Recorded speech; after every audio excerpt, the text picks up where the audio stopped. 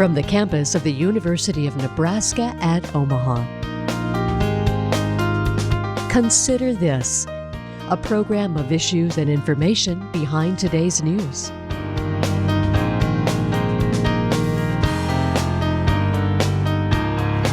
This is a place with the best science, the best medicine, Dr. Gold, the best university, best mayor,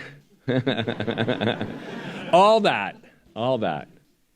But it's a leadership place because this is a place where people's hearts feel love. 3, 2, 1. Let's cut. All right.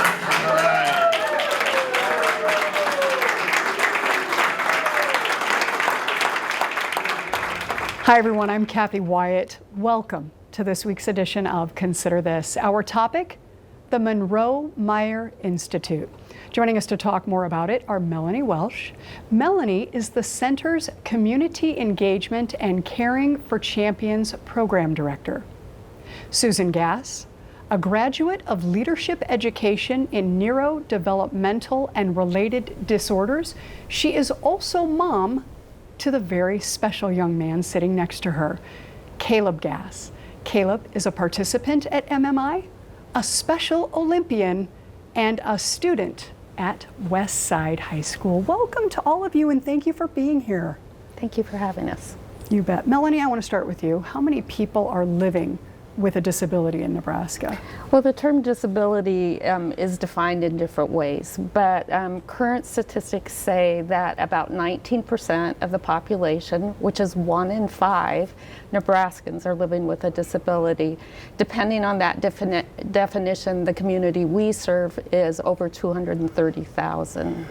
Okay, so, and you said there are many types of disabilities. So let's drill down just a little bit because we're going to be talking so much about Monroe Meyer.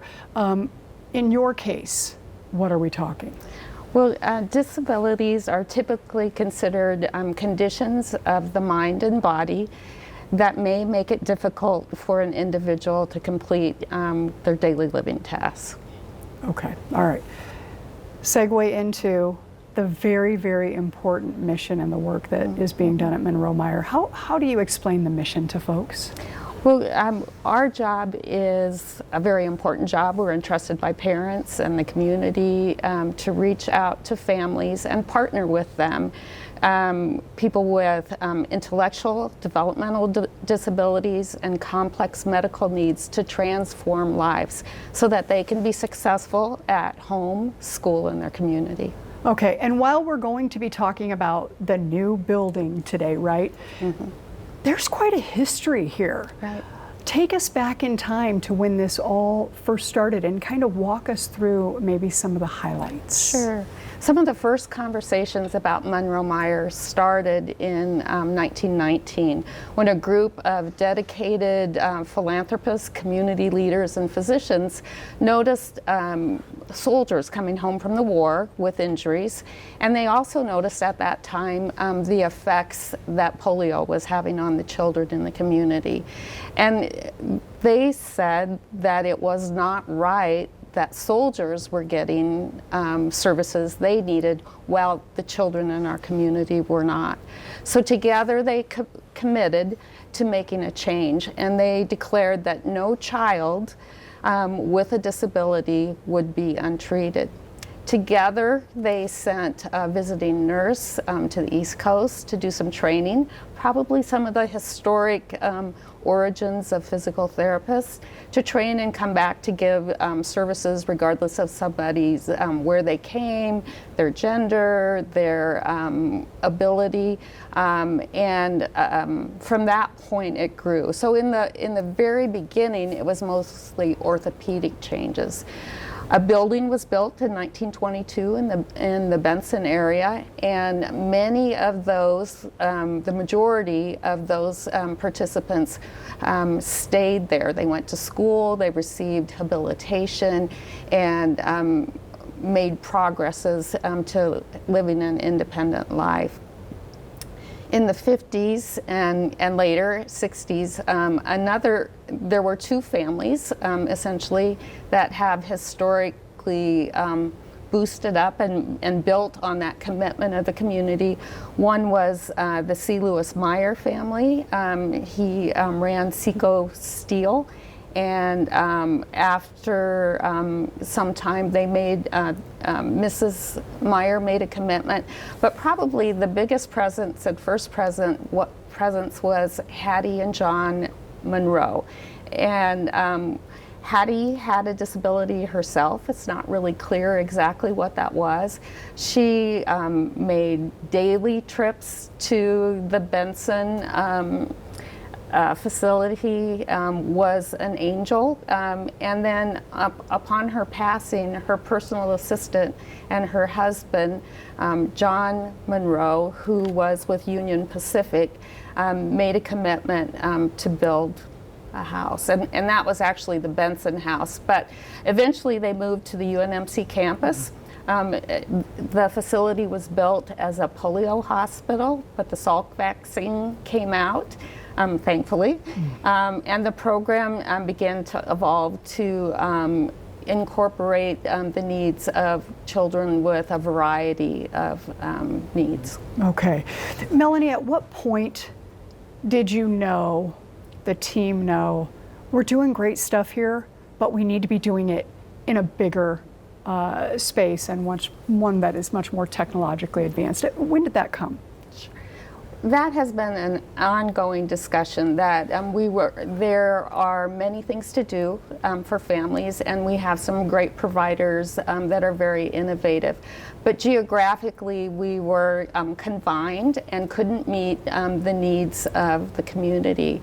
So discussions were begun probably 7 or 8 years ago, talking about if it was built, what would it look like? And then recruitment occurred for a new director, Dr. Murnix, and then that dream moved closer to reality. Yeah, and so you selected the site where you're currently now housed at 69th and Pacific. Location, they say, is everything. Right. Why 69th and Pacific? Right.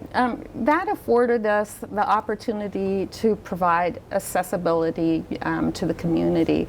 The University of Nebraska Medical Center is a great place, but it's very dense, and parking can be a challenge, and particularly when you have accessibility issues, that can be concerning.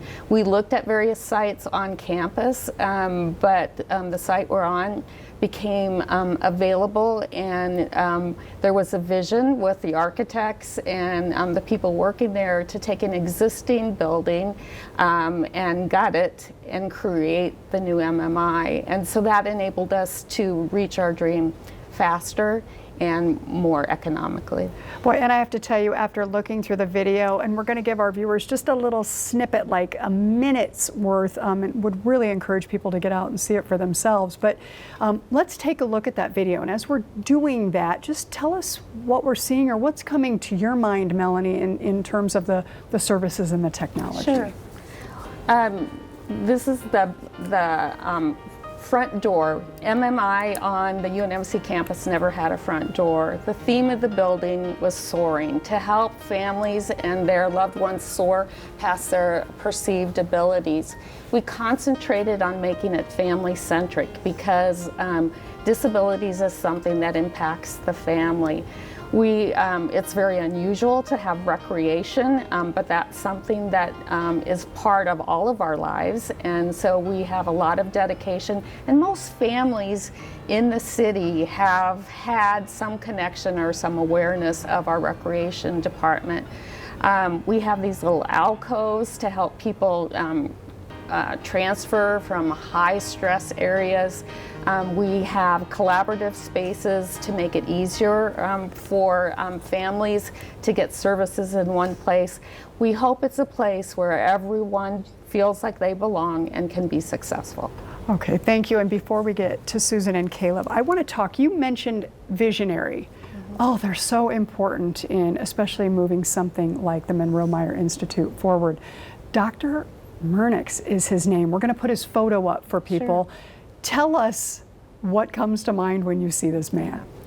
Well, he would say that he was just the conductor, that he stood up front and took the talent within the community and within the Institute to make it grow.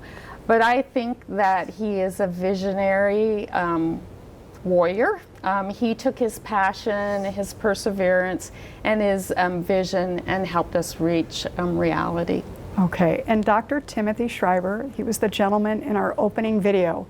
What's his connection to MMI? Sure. Most people know Dr. Shriver as the son of Eunice Kennedy Shriver, who had a goal because of her sister Rose to teach children to swim in her backyard. Since that, over 5 million athletes throughout the world are part of Special Olympics, and Dr. Shriver is the chairman of Special Olympics. Dr. Bernix is on the international board. I'm on Special Olympics of Nebraska board, and he was here to celebrate the services and collaboration that both our community and the University of Nebraska have committed to this population. Okay, excellent. I think this would be a great time to bring Susan and Caleb in. Susan, I want to ask, transforming lives, that's something that we're hearing over and over again, and rightly so, based on what Melanie has just told us. Think back, please, and let us know when you were first introduced, or maybe even how you were introduced to Monroe-Meyer Institute.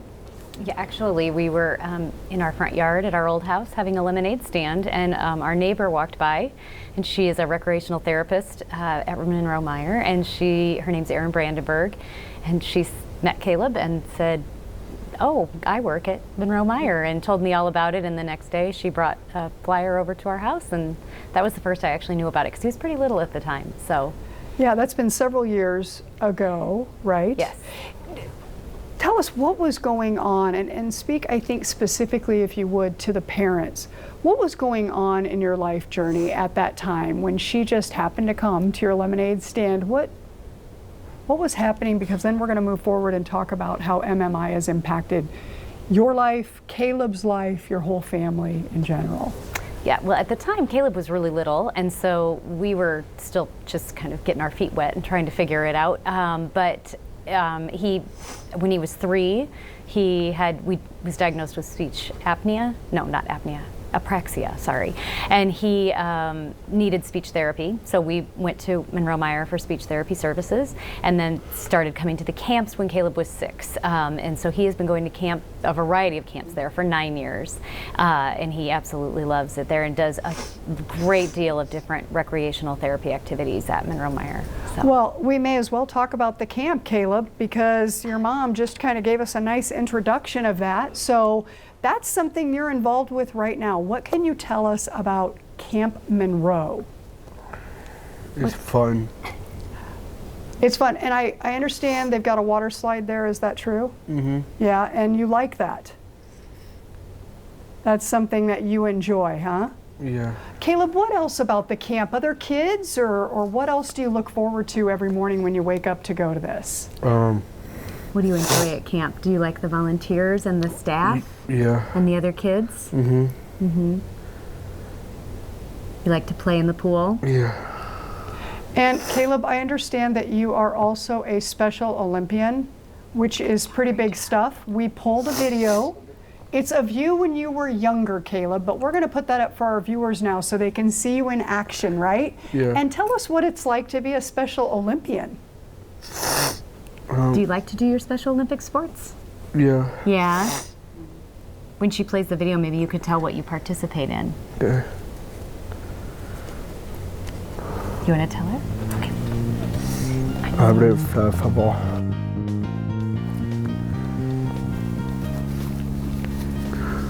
Can you tell the sports you play in? I play football, basketball, bowling, tennis, golf, track and swimming. Yeah, see, I think this is so cool, Caleb, because I understand that your school pulled together all of your classmates and you got on a bus. They got on a bus just to come and support you and one of your classmates. I think her name was Ellie, if I recall correctly. Yeah. That's pretty cool. I mean, I would imagine that would make you feel even more special to have people there to support you. Yeah, and you probably have one of your biggest fans sitting to the left of you with your mom, right? Yeah. And now you go to Westside High School, you had your first year, you got through that, and they selected you to do something special with the seniors. We're gonna roll some video on that too. And tell us about the senior shout out. I love Westside and I will miss the seniors, so I like to talk about them. You like talking about the seniors because they're your friends? Yeah. And so you told little facts about all of them on videos? Yeah. Yeah, I think that's pretty cool too. Again, the overriding theme that we're seeing here is not only is he a participant in MMI, but outside in the community. And I know you guys are big fans of the community and the outreach too. It's very apparent how much this town is rallying around Caleb and Ellie and some of the other students in this case to be supportive, to be encouraging. Susan, let's talk a minute about, okay, so you took us back to the lemonade stand and now we've seen all the things, Caleb, all the impressive things that you've done with being a Special Olympian, right, and doing the senior shout outs, Camp Monroe, and all of that involvement. Talk a little bit about, Susan, about that journey forward and the real difference that MMI has made for you and your family. Well, I think that the big piece of it is community. It gives you a place to send them where your child, where they get to do the things that other kids get to do in the summer, where they get to feel part of something, where they get to build friendships, and where they get to learn while they're at camp, even though they may not even realize it, because they cook and they do art and they play games, they do all kinds of things. And so for us, it was just a great sense of community and a great opportunity to do things like their peers when as they grow up. And it changes as they get older. I got to sit in on some adult cooking classes and some adult art classes at Monroe Meyer, and it is a nice way for me to see the things and the opportunities that will be coming for him there in that building as he gets older too. Yeah, I wanted to ask you because I can't even imagine, not that the old building, you know, there was nothing wrong with it, just smaller and so forth. What was that moment like for you to walk into that building, that new building, finished, not just from a bricks and mortar standpoint, but just really understanding the impact that had already been made in Caleb's life and yours, and what this new environment was going to mean? Well, I think it's beautiful, and it's colorful and happy, and it just gives such a great feeling when you walk in, and I love that for the kids, whether they're coming for therapy or whether they're coming to camp. It feels joyful, and I think that's important because there's a lot of therapy for a lot of kids, and I think it can be a long, hard day for parents and kids. So to be in a building that's comfortable and feels good, I think is important. But also just knowing the opportunity for growth and the opportunity for the future, for programs and education and services. I just think it's an amazing thing for the community, and not just Omaha. I mean, surrounding areas. It's a great opportunity for kids with developmental disabilities and their families, because I think we're all looking for something to provide them more opportunity and education. Well, and also, Susan, to provide you a much needed outlet of support and encouragement and so forth. Have you found that you are now maybe looking at people through maybe a different lens? In other words, you're looking at somebody you might know who could benefit from this, and talk a little bit about, and I'm not going to use the word recruitment, although that's kind of how I feel. You want them to be a part of what has been so beneficial in your life. Are you kind of that cheerleader, and how do you approach that with people? Well, I am, because I think that I think it's important for parents who have found resources, services, programs, outlets for our kids to share them with other people. And whether it's somebody who has a newly diagnosed child, or whether it's somebody who just hasn't had the opportunity to see what's available, or someone who's just been very unsure of taking advantage of some of the opportunities that are out there. So I think it's really important as parents for us to share with each other. I think we're each other's best resource. I think it's the best way to make friends with other parents who are living with some of the same challenges. And so I am a pretty big cheerleader for Monroe Meyer, because I think that it offers so many opportunities. And even if you just wanted to go take an education series as a parent, to learn about transition opportunities for your child as they get older, or a variety of things. So I think that it's important for those of us parents who've had good experiences to share all of those experiences with other parents so that they can get what they need as well. And I think that the community engagement department does such a wonderful job, but I think that it's important that as parents we partner with them, because we can come from a place of knowing what works and what's been great. Yeah, and I think, Melanie, this is a great opportunity, kind of a daunting task though too, to know that there's so much being offered in there. Where, I guess I'm gonna, you're just newly opened. What are the next steps in terms of that community outreach, mindful of the strategic plan, so mindful of that vision? Sure. What are you going to be doing in the next days, weeks, and months to come to ensure that families like Susan and Caleb are being exposed to this, right? Well, the building is just a launching pad for us, and it helps more people have awareness. There are other people like Susan's family who don't know that we're there, either in the city or throughout. So hopefully it's raised some awareness. There is such a need for resources and services, but they're limited. So our job is to partner with other community agencies, parents, etc., to not overlap but expand the opportunities available. One big area that we hope to do a lot more growth in is those limited resources become even more apparent as the young adults age out of school.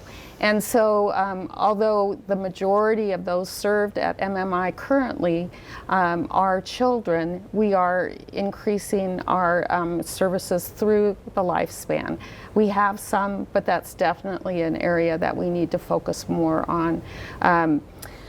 Autism diagnosis is growing at an exponential rate, and trying to meet the needs of families with autism or any diagnosis. We know the earlier they receive treatment, they are more successful, but it's also a time to rally around families and build that community that Susan talked about. That is also vital, because you're only at MMI for a part of the day. You're at school and at home the rest of the time. So it takes a partnership with the school, with the parents, with the community, to be accepting and encouraging and set goals and achieve them and be successful. We've been talking a lot about the new building, the $90 million building. But this is a statewide program, Melanie. Right. So let's talk about what is going on in terms of offering those programs and services to families like the Gasses across the state. Sure. We have over 40 clinics. Over 36 of them, I think, are outside the Omaha area.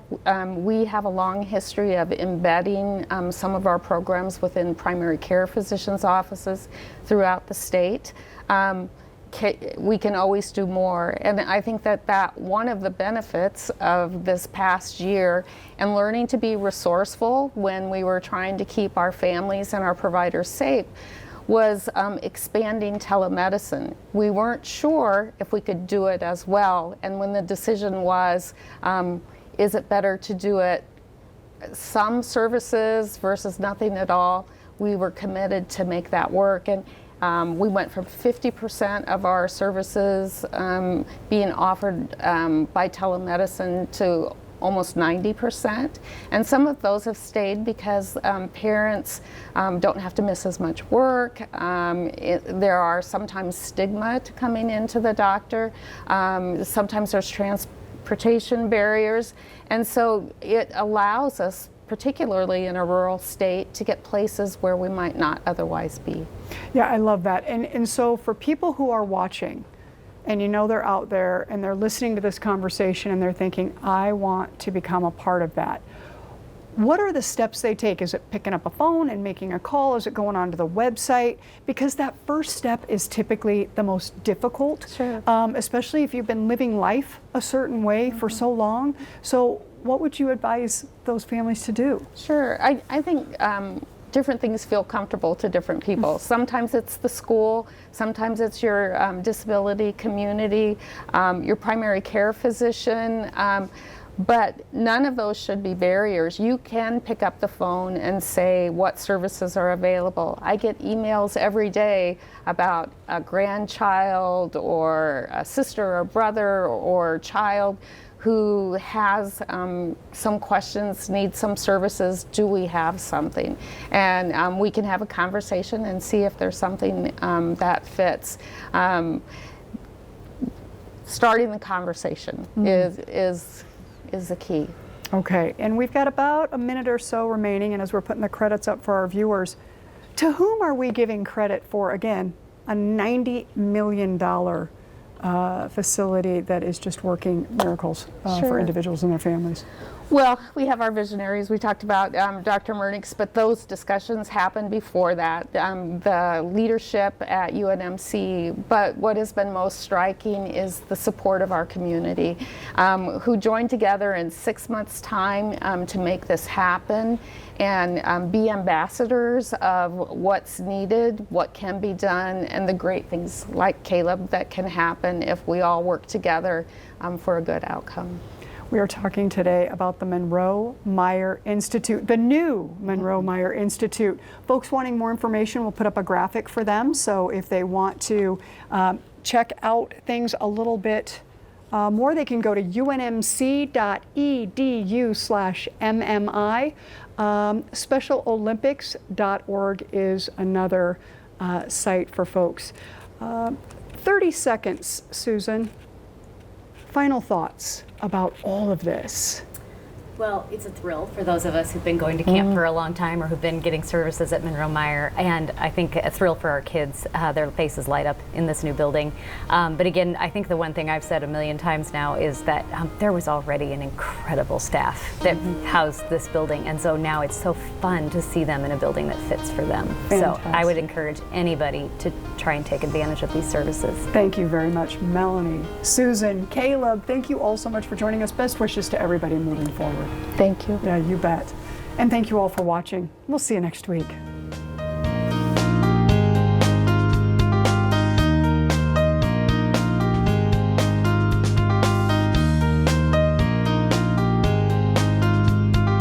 Consider This is an issues and information program produced by UNO Television. More information and program archives can be found at nebraskapublicmedia.org/consider this. If you'd like to share your comments about this program, call UNO Television at 402-554-2516 during regular business hours, or send an email to cwyatt@unomaha.edu.